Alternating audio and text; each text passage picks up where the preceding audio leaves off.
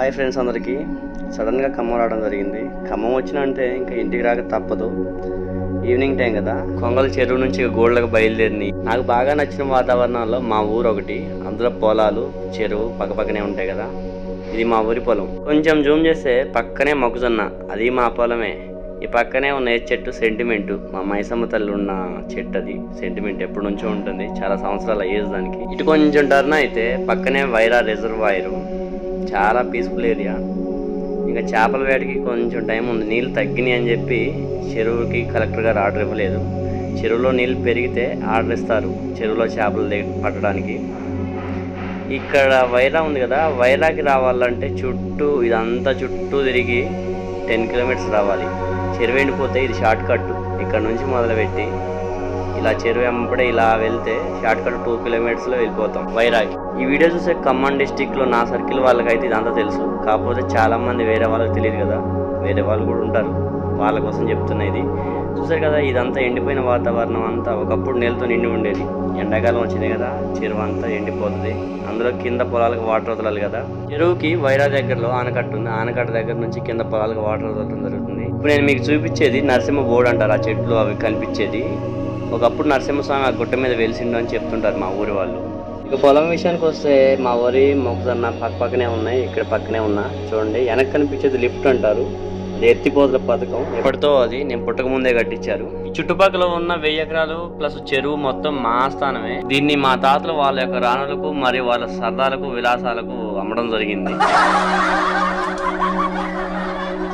జోక్గా చెప్పడం లేదు, సీరియస్గా చెప్తున్నా. సరే మీ ఇష్టం, నమ్మితే నమ్మారు, లేకపోతే ఇదైతే మా మొక్కజొన్న. చూసారు కదా, కంకులు కావాలంటే ఇక్కడ ఈ ప్లేస్లో కానీ ఆ ప్లేస్లో కానీ ఉండాల్సిన మా మోటరు.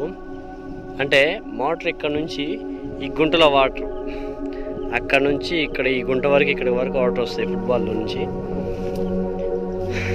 చెరువు ఎండిపోవడం వల్ల మేము అక్కడ పెట్టే మోటరు.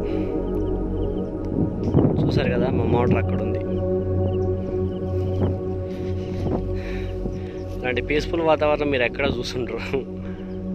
ఊరికొస్తే ఇది ఒక ఎంజాయ్మెంట్ నాకు. ఇదే మా 5 HP మోటరు. దీనికి బురద రాళ్ళు ఏమి పట్టకుండా ఫుట్బాల్ కాడ మా నాన్న శుభ్రం చేస్తున్నారు. చూసారు కదా, మా రియల్ హీరోని, అదే మా నాన్నగారిని. నాకు మా నాన్నే రియల్ హీరో, అంతే. చూసారు కదా, మీకు ఈ పాటికే అర్థమై ఉంటుంది ఈ ప్రాసెస్ ఏంటనేది.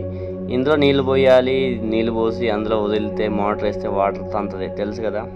నా చిన్నప్పటి నుంచి ఈ చెరువు వాతావరణాన్ని, చెరువుకి దగ్గరగా ఉన్న మా పొలం వాతావరణం, ఈ కాలువని, ఈ మోటార్ని ఇన్నాళ్ళు మీకు చూపించా కదా, ఆ లిఫ్ట్ని అన్నీ చూస్తూనే ఉన్నా, ఇప్పటికీ ఉన్నాయి.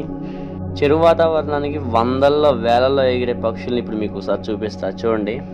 ఫోన్ కెమెరా జూమ్కి అంత పాసిబుల్ అవ్వదు కాబట్టి ఇప్పుడు మీకు కనిపిస్తున్నాయి. ఇంకా చెరువు పైన లోపల ఇంకా వేలల్లో ఉన్నవి, అవి కనిపించట్లేదు. నాకు కనిపిస్తున్నాయి, ఫోన్ కనిపించట్లేదు. అందుకే ఇంకా ముందుకెళ్ళడానికి ట్రై చేస్తాను, కానీ అయినా కానీ కనిపించట్లేదు. ఇప్పుడు మీరు చూస్తున్నారు కదా, ఇలాంటి వాతావరణాన్ని ఇష్టపడే వాళ్ళు చాలామంది ఉంటారు. అందుకే ఇదే వీడియోని మీకు చాలాసార్లు చూపిస్తున్నా. ఇంక ఈ పక్షులు ఎక్కువ సంఖ్యలో ఉండటం వల్ల ఏంటంటే ఇంకా ఎక్కువసార్లు చూపించడం జరుగుతుంది. సూర్యుడు అస్తమించే సమయం ఇది. ఇంకా బాగుంది వాతావరణం. చూడండి, ఎర్రటి ముద్దులాగా వెలిగిపోతుండే సూర్యుడు. ఇంత ముద్దుగా ఎర్రగా కనిపించడం వల్లే అనుకుంటా ఆయన సమయం మింగుదాం అనుకుని ఉంటాడు. నాకు చూపించాలి అనిపిస్తూనే ఉంది ఈ వాతావరణాన్ని.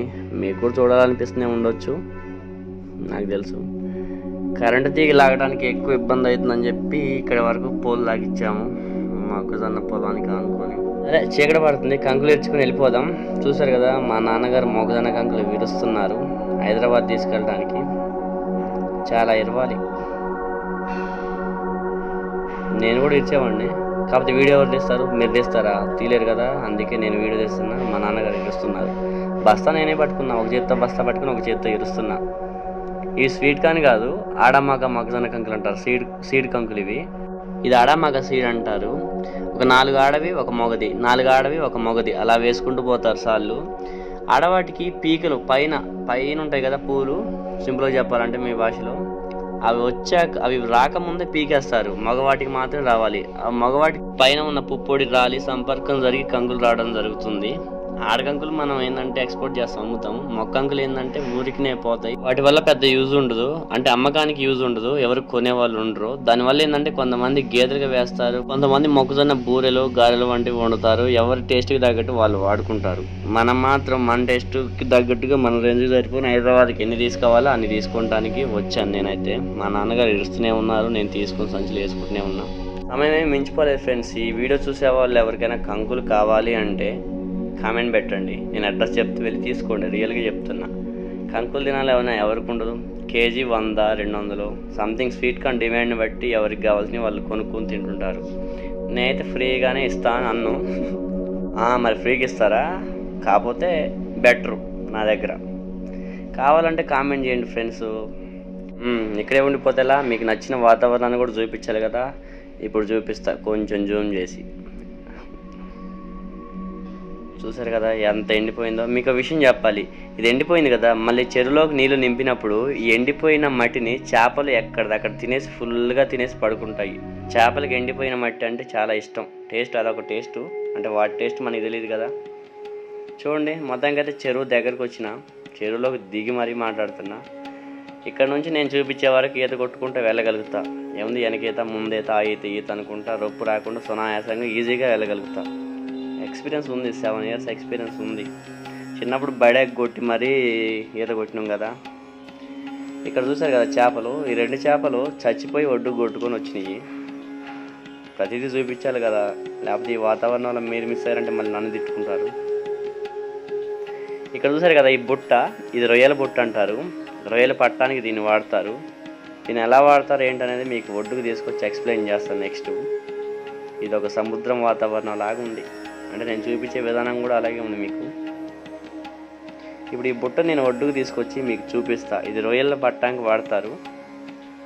దీంట్లో ఏంటంటే కొబ్బరి మేత వేసి లోపల మధ్యలో తాడు కట్టి, దానికి ఒక ఇనుప కడ్డీ లాంటిది ఉంటుంది, గాలం లాంటిది, దానికి కొబ్బరి ముక్కని కుచ్చి లేదా ఏదైనా నాన్ వెజ్ ఐటమ్ ఏదైనా చేపలో ఏదో కుచ్చి వదిలేస్తారు. రొయ్యలు ఏంటంటే 2 ద్వారాలు ఉంటాయి. ద్వారం నెంబర్ 1, ఆపోజిట్ ద్వారం నెంబర్ 2 ఉంటుంది. ఇందులోంచి ఇలా లోపలికి వెళ్ళిందంటే అవి లాక్ అయిపోతాయి ఆటోమేటిక్గా. లోపలికి వెళ్తే కానీ బయటికి రావటం ఉండదు ఆ ప్రాన్స్ రొయ్య అనేది. చూసారు కదా ఇలా ఉంటుంది, లోపలికి వెళ్తుంది కానీ వెళ్ళినప్పుడు మళ్ళీ ఏమంటే క్లోజ్ అయిపోతాయి కాబట్టి బయటికి రావడానికి అవకాశం ఉండదు. ఆ రొయ్య మనం పెట్టిన కొబ్బరి ముక్కను కానీ నాన్ వెజ్ ఏదైనా ఫుడ్ ఐటమ్ని కానీ తినడానికి వెళ్ళినప్పుడు ఆశగా చుట్టూ వెతుకుతుంది ఎలా వెళ్ళాలని. చివరికి ఇలా వెళ్తుంది, ఇలా వెళ్ళింది, అలా లాక్ అయిపోద్ది. అలా లాక్ అయిపోయిన దాన్ని ఎక్స్పోర్ట్ చేస్తే మేము ఎవరో తింటాం. ఫ్రాన్స్ అంటే ఎవరికి ఇష్టం ఉండదు. ఇష్టం ఉంటే కామెంట్ చేయండి. ఫ్రాన్స్ కూడా మీకు కావాలి అంటే మీ కాంటాక్ట్ నెంబర్ పెట్టండి, నేను పంపిస్తాను తక్కువ రేట్కే. మా చెరువులో రొయ్యలు కదా, ఆ టేస్టే